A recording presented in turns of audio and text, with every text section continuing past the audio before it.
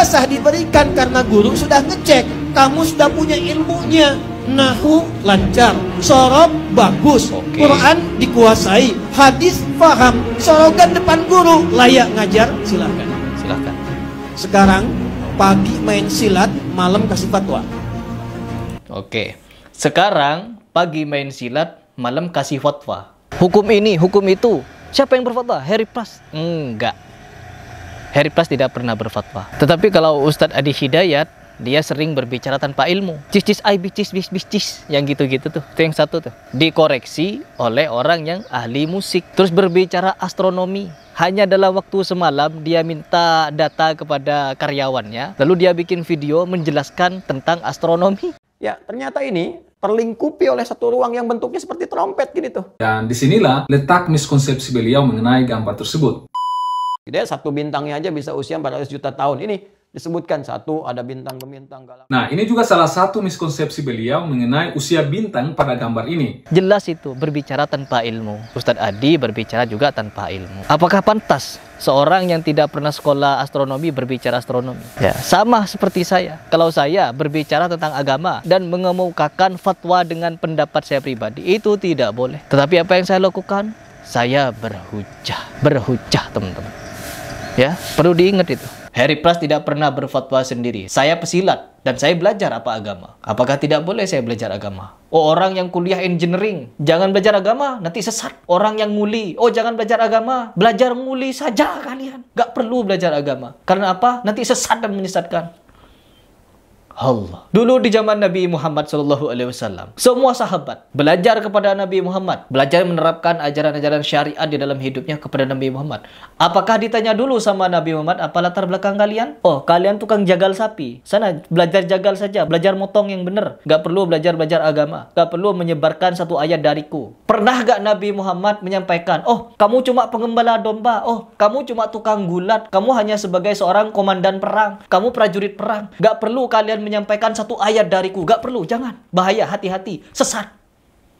Gak pernah Nabi Muhammad mengucapkan seperti itu. Baru di era sekarang butuh ijazah. Makanya kemarin skripsinya Ustadz Muflisa Fitra sampai dipaparkan ini loh. Orang yang mencoba mengkoreksi Ustadz Adi Hidayat yang sangat luar biasa, ternyata hanya lulusan engineering. Cuma dia tidak ngomong seperti itu. Sampai bawa-bawa bapaknya, teman-teman. Saya kagum kepada Anda Ustadz dulu itu. Tapi sekarang saya mental. A'udzubillahiminasyaitonirrajim. Bismillahirrahmanirrahim. Teman-teman, beberapa jam yang lalu saya di-share oleh netizen, beberapa netizen sebenarnya, mengenai video dari Ustadz Adi Hidayat, yang dimana beliau ini memberikan statement yang cukup kalau menurut saya. Dan di situ beliau memberikan penjelasan bahwa orang untuk berbicara tentang agama itu perlu sesuatu yang memenuhi kriteria katanya. Harus paham nahunya, sorofnya, hafalan Qur'annya, hafalan hadisnya. Jadi beliau menyatakan bahwa orang harus berbicara agama wajib hafal Al-Quran atau bagaimana begitu. Mungkin hafalannya harus kuat seperti beliau. Kalau orang yang lulusan teknis, engineering, itu tidak boleh bicara agama. Gak boleh. Belajar agama jangan. Khusus kalian itu kalau engineering, fokus saja engineering. Jangan belajar agama. Jangan cari asatid. Jangan cari mubalik untuk belajar agama. Biarin mereka saja yang bicara tentang agama. Karena takutnya salah-salah kalau engineering belajar agama. Mungkin begitu. Sama halnya dengan pesilat. Karena beliau ini juga menyinggung tentang silat ya teman-teman. Paginya dia bersilat-silat. Lalu malamnya dia berfatwa. Mungkin dari pernyataan itu, netizen itu langsung mengedit video itu lalu diarahkan kepada saya. Ya, dikasih foto saya di situ. Karena di situ juga dia menyinggung tentang silat dan juga orang yang berbicara dengan semut. Ya, berbicara dengan semut. Kalau saya pribadi berbicara agama, itu bukan mewakili isi pikiran saya. Ya. Ini saya ucapkan kepada Ustadz Adi Hidayat. Saya berbicara agama tidak berfokus kepada pikiran saya, pendapat saya, atau murni semuanya keluar dari fatwa saya. Harry Pras tidak pernah berfatwa. Saya membahas tahlilan. Saya mengutip fatwa tarjih dari Muhammadiyah. Yang dimana di situ diterangkan bahwa kenduri kematian, tradisi tahlilan itu diambil dari kebiasaan orang Hindu Buddha. Itu yang perlu dipelajari. Saya mengambil dari fatwa tarjih Muhammadiyah, bukan pendapat Harry Pras pribadi. Saya pernah membahas Asy-Syu'ara surah pemusik. yang Ustadz Adi Hidayat nyatakan kalau Asy'ariyah rabu musik. Ketika saya menyatakan hal tersebut, saya tidak pernah berfatwa kalau pendapat itu salah. Tetapi saya mengutip dari beberapa asatid. Ya, saya mengutip pendapat dari orang-orang yang berkompeten di dalamnya, seorang doktor hafiz Quran, ahli tata bahasa Arab, yaitu Ustadz Dr. Muammar Ma'ruf. Bukan pendapat saya pribadi. Harry Pras tidak pernah berfatwa musik haram. Saya berhujjah kepada pendapat keempat imam mazhab, bahwa keempat imam mazhab tidak ada yang menghalalkan. Begitu. Entah kalian mau membolehkan, mau memakruhkan atau apalah, itu tanggung jawab kalian di hadapan Allah. Begitupun saya. Saya penggemar Ustadz Adi Hidayat. Saya pecinta UAS. Saya pecinta Habib Rizik Syihab dulu. Bahkan beberapa, kalau tidak salah 1 tahun yang lalu, saya pernah meminta pendapat kepada Ustadz Adi Hidayat mengenai hukum pertandingan silat. Karena apa? Saya kagum kepada Ustadz Adi. Saya tidak kagum kepada Ustadz Syafiq Bisalamah, Ustadz Firanda, Ustadz Khalid Basalamah, Ustadz Yazid Jawas, dan lain sebagainya yang ada di Salafi. Saya tidak kagum, malah saya benci. Makanya saya tidak pernah meminta fatwa kepada mereka. Saya minta fatwa kepada siapa? Kepada Ustadz Adi Hidayat. Banyak saksinya itu. Tetapi ketika semakin kesini, muncul video Ustadz Adi Hidayat memuji guru sekumpul. Di Kalimantan sana ada seorang wali, yaitu guru sekumpul, wali min auliyaillah katanya. Mental saya. Ya, ketika saya meminta penjelasan kepada Ustadz Adi mengenai hukum silat, beliau bersedia memberikan video. Tetapi ketika saya bertanya kepada Ustadz Adi, bagaimana Ustadz dengan pernyataan guru sekumpul yang mengaku dirinya melihat makam Nabi terbelah, Nabi Muhammad keluar dari kuburan mencium lutut? Saya nanya itu. Terus pernyataan dari muridnya, kalau guru sekumpul punya surga sendiri dan bisa mampu memasukkan siapapun yang dia kehendaki dari neraka ke surga. Ada videonya, saya minta jawaban ke Ustadz Adi, tapi Ustadz Adi tidak menjawabnya. Kemana? Kemana Ustadz?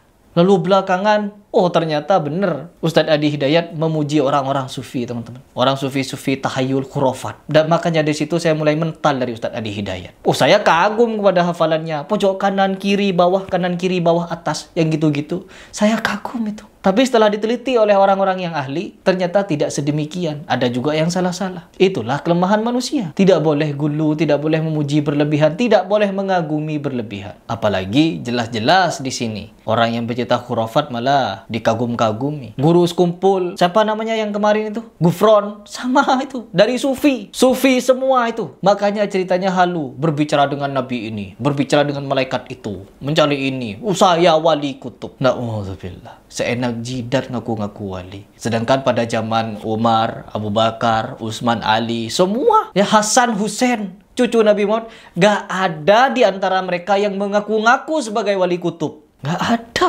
Bahkan di antara keempat imam mazhab, tidak ada di antara mereka yang mengaku-ngaku kalau saya ini adalah wali kutub. Kalian wali autad, kalian wali muqoba, kalian wali majid. Gak ada. Hanya di era sekarang. Di era sekarang. Dan kita ketika membahas ini, oh Wahabi. Wahabi terus-terusan. Tapi saya tidak keberatan dijuluki Wahabi. Kalau orang yang dijuluki Wahabi tidak percaya pada takhayul, khurafat, dan tidak mengerjakan bid'ah. Saya bangga. Dan sekarang mari kita simak satu video yang di-share oleh netizen mengenai Ustadz Adi Hidayat yang nyenggol-nyenggol pesilat. Tanggapan Uwah terhadap mereka yang berbicara ilmu dan bukan ahli pada bidangnya. Bukan ahli pada bidangnya. Sah diberikan karena guru sudah ngecek, kamu sudah punya ilmunya. Nahu lancar, sorob bagus, Quran dikuasai, hadis paham, sorogan depan guru, layak ngajar, silakan. Sekarang pagi main silat, malam kasih fatwa. Oke, sekarang pagi main silat, malam kasih fatwa. Jika kalian melihat di antara video Harry Pras, ada satu saja pernyataan saya yang menyebutkan Harry Pras berfatwa hukum musik haram. Kalau kalian menjumpai video saya yang seperti itu, saya akui jempol. Karena di antara video saya tidak pernah berfatwa. Saya berhujjah kepada fatwa asatid. Mengenai hukum maulid, saya tidak pernah menfatwakan maulid itu bid'ah, maulid itu sesat dan lain sebagainya. No. Tapi saya berhujjah kepada fatwa tarjih Muhammadiyah. Saya berhujjah kepada pendapatnya Ustadz Mujiman mengenai hukum maulid. Hukum musik, saya juga berhujjah kepada ulama-ulama terdahulu, ulama-ulama yang ada sekarang. Harry Pras tidak pernah berfatwa sendiri. Saya pesilat dan saya belajar apa agama. Apakah tidak boleh saya belajar agama? Oh, orang yang kuliah engineering, jangan belajar agama, nanti sesat. Orang yang nguli, oh jangan belajar agama, belajar nguli saja kalian. Gak perlu belajar agama. Karena apa? Nanti sesat dan menyesatkan. Allah. Dulu di zaman Nabi Muhammad SAW, semua sahabat belajar kepada Nabi Muhammad, belajar menerapkan ajaran-ajaran syariat di dalam hidupnya kepada Nabi Muhammad. Apakah ditanya dulu sama Nabi Muhammad, apa latar belakang kalian? Oh, kalian tukang jagal sapi. Sana belajar jagal saja, belajar motong yang benar. Gak perlu belajar agama. Gak perlu menyebarkan satu ayat dariku. Pernah gak Nabi Muhammad menyampaikan, oh, kamu cuma pengembala domba. Oh, kamu cuma tukang gulat. Kamu hanya sebagai seorang komandan perang. Kamu prajurit perang. Gak perlu kalian menyampaikan satu ayat dariku. Gak perlu, jangan. Bahaya, hati-hati. Sesat. Gak pernah Nabi Muhammad mengucapkan seperti itu. Baru di era sekarang. Butuh ijazah. Makanya kemarin skripsinya Ustadz Mufli Safitra sampai dipaparkan ini loh. Orang yang mencoba mengkoreksi Ustadz Adi Hidayat yang sangat luar biasa, ternyata hanya lulusan engineering. Cuma dia tidak ngomong seperti itu. Sampai bawa-bawa bapaknya, teman-teman. Saya kagum kepada Anda Ustadz dulu itu. Tapi sekarang saya mental. Karena ternyata Anda mengagumi orang-orang sufi.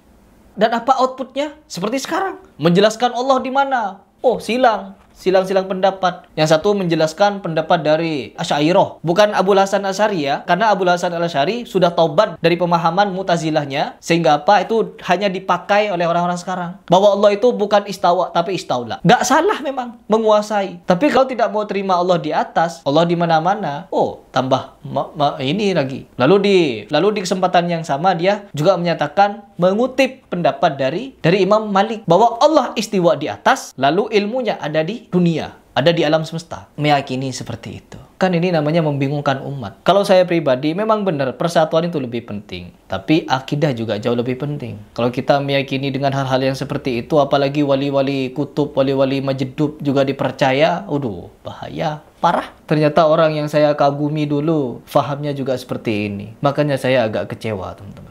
Saya juga tidak mau memikirkan ini secara berlebihan. Karena saya sudah tahu pemahaman Ustadz Adi di kemana. Dia ini anaknya seorang ustadz dari NU katanya. Dan dia sengaja dimasukkan ke Muhammadiyah untuk menyebarkan faham-faham NU di tengah-tengah Muhammadiyah. Dia sendiri yang mengaku. Padahal Muhammadiyah dulu di dalam menjelaskan di mana Allah, jelas teman-teman. Menyikapi bid'ah jelas juga. Tapi ketika beliau ada di situ, ya mungkin ingin menyatukan. Ya persatuan memang penting, tapi kebenaran wajib untuk ditegakkan. Apa itu kebenaran? Apa yang benar kita nyatakan benar, apa yang tidak benar ya kita nyatakan tidak benar. Apalagi di perkara bid'ah ini. Ya, karena rata-rata orang yang mengerjakan bid'ah pasti mereka penganut faham sufi.